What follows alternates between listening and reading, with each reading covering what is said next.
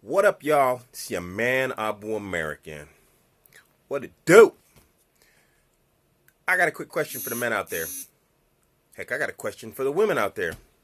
And I've talked about this before, but I wanted to go into a little bit more detail. And that question that I have is, for the men and for the ladies, is that your wife?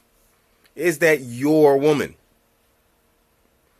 Now, I don't think you understand the significance of this and the necessity to be able to answer this question with a yes or a no that's clear.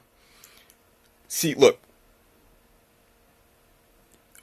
I came up with an analogy just recently. It came out kind of organically and accidentally, but I think it's appropriate for this question. You and your woman is like you and your car. Now, when you get inside your car, are all the presets, all the seats, the distance from the steering wheel, the height of the steering wheel, you can pull the steering wheel in and out, the seats reclined, there's the lumbar support, some of them got up and down, the radio stations, are all that set to your preferences or someone else's? Now imagine getting into a car and nothing is set to your preferences.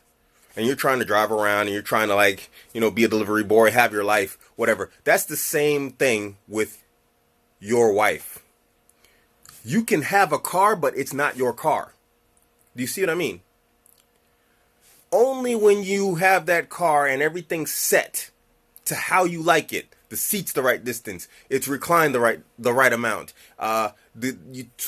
You hit the little 1, 2, 3, 4 on the radio and it goes to the stations you want. The mirrors are adjusted to your adjustments, Then you can say, yeah, this is my car.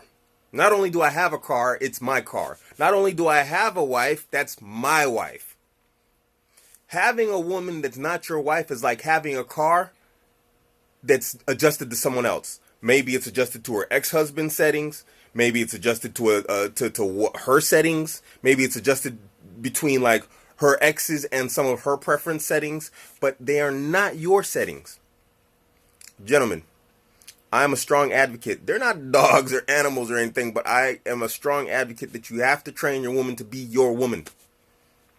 Because when you're going to be happy, she's going to be happy. It's not going to be the other way around.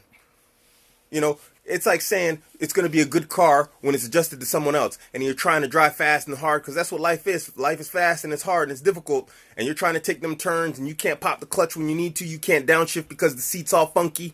Yeah, that's going to be your life. Trying to drive a car really hard with someone else's settings. So ask yourself honestly, is that my wife? Is that my girl?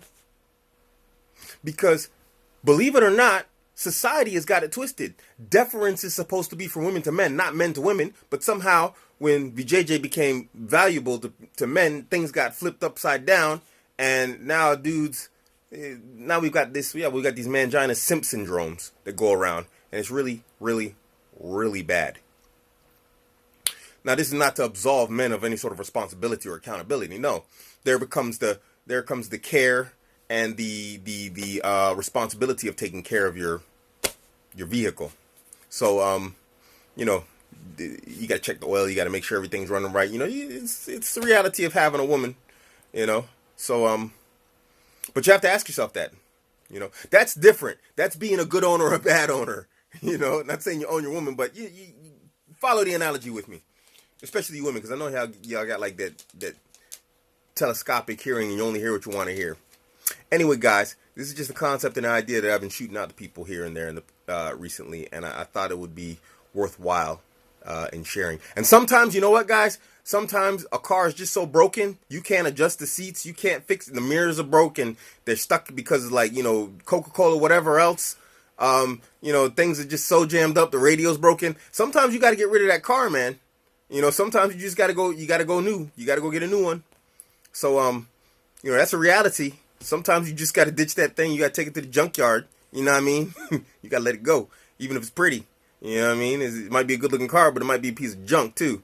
That's a reality, So, yeah, this is your man, Abuamerican.